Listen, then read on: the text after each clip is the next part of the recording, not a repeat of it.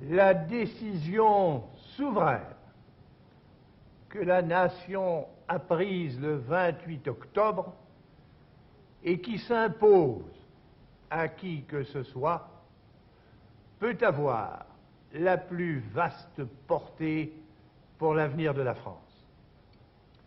Car la loi constitutionnelle, telle qu'elle a été votée, fait que dorénavant, le peuple français élira son président au suffrage universel, celui à qui la Constitution confère la charge très lourde d'être réellement le chef de l'État en aura, après moi, l'obligation et la possibilité grâce au mandat direct qu'il recevra de la nation. Ainsi, devra demeurer cet élément capital de permanence et de solidité que comportent nos institutions, je veux dire la présence au sommet de la République d'une tête qui puisse en être une. D'autant mieux que le scrutin souverain du 28 octobre a solennellement confirmé le droit que notre Constitution attribue au chef de l'État de soumettre au pays, par voie de référendum, tout projet de loi portant sur l'organisation des pouvoirs publics. La nation, seule maîtresse d'elle-même, a donc définitivement jugé que ses futurs présidents auront la faculté de lui demander à leur tour, comme je l'ai fait 5 fois moi-même, de trancher directement au fond tel problème qui serait essentiel. Mais aussi, et une fois de plus, le référendum a mis en pleine lumière une donnée politique fondamentale de notre temps. Il s'agit du fait que les partis de jadis, lors même qu'une commune passion professionnelle les réunisse pour un instant, ne représentent pas la nation. On s'en était clairement et terriblement aperçu quand, en 1940, leur régime abdiqua dans le désastre.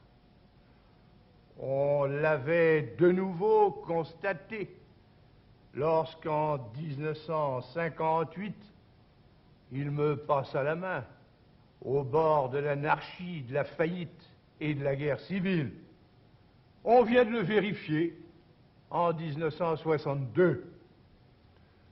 Que s'est-il passé en effet?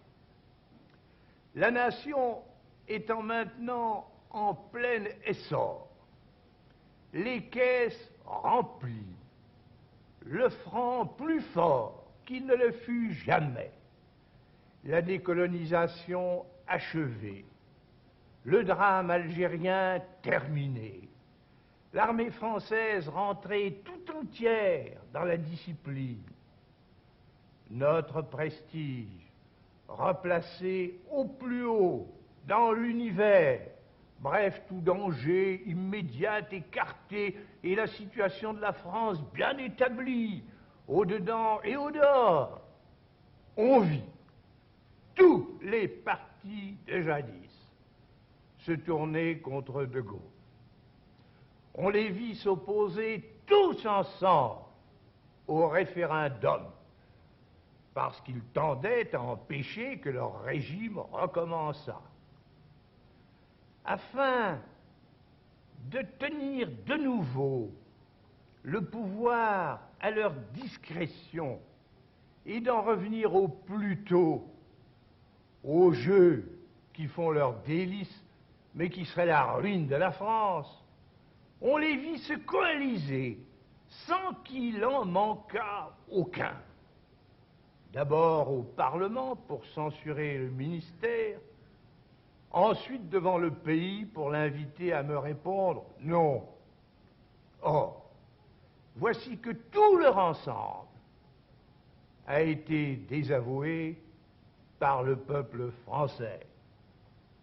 Assurément, nul ne conteste que les partis de jadis servent encore, tel courant d'opinion, intérêts particuliers, soucis locaux, mérites personnels, assurément grâce aux clientèles, aux influences, aux combinaisons qui sont leurs moyens éprouvés, peuvent-ils encore faire passer nombre des leurs aux élections?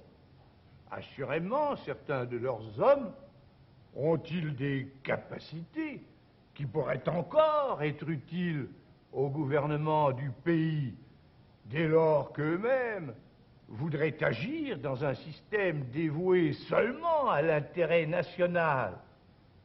Et on sait que tout au long des années du temps de guerre et du temps de paix où je dirigeais les affaires, j'ai, suivant l'opportunité, pris mes ministres dans toutes les formations politiques, tour à tour et sans exception.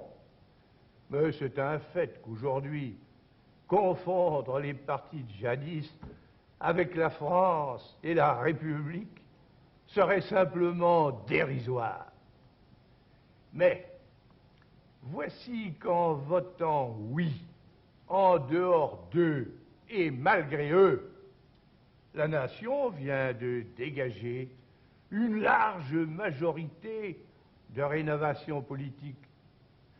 Je dis qu'il est tout à fait nécessaire, pour que dure la démocratie, que cette majorité s'affermisse et s'agrandisse, et d'abord qu'elle s'établisse au Parlement.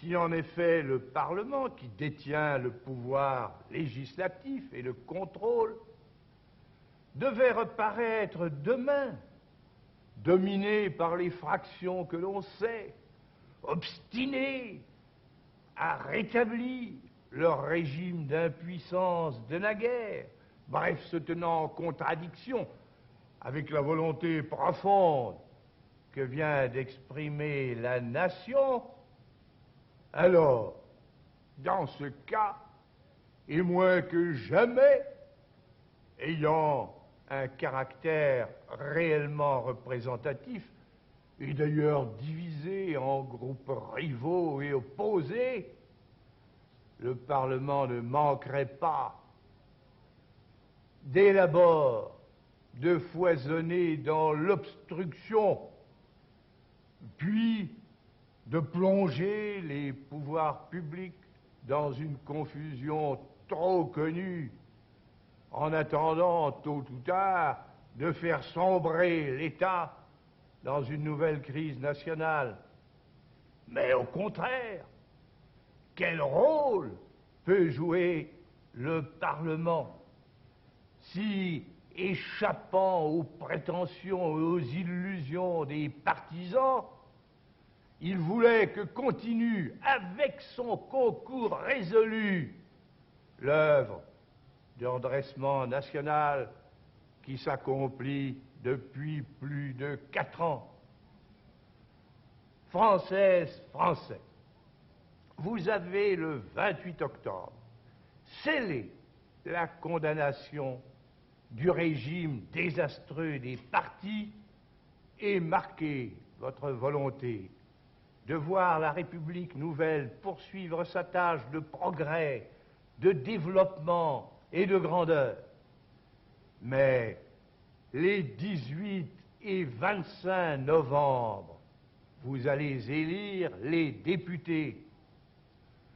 Ah, puissiez-vous faire en sorte que cette deuxième consultation n'aille pas à l'encontre de la première, en dépit, le cas échéant, de telles considérations fragmentaires ou habitudes locales, puissiez-vous confirmer par la désignation des hommes le choix qu'en votant oui, vous avez fait quant à notre destin.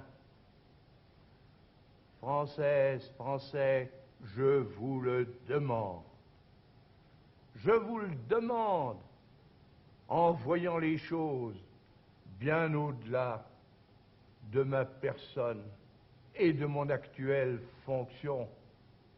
Je vous le demande en me plaçant une fois encore sur le terrain, le seul qui m'importe, du bien de l'État, du sort de la République et de l'avenir de la France. Vive la République, vive la France!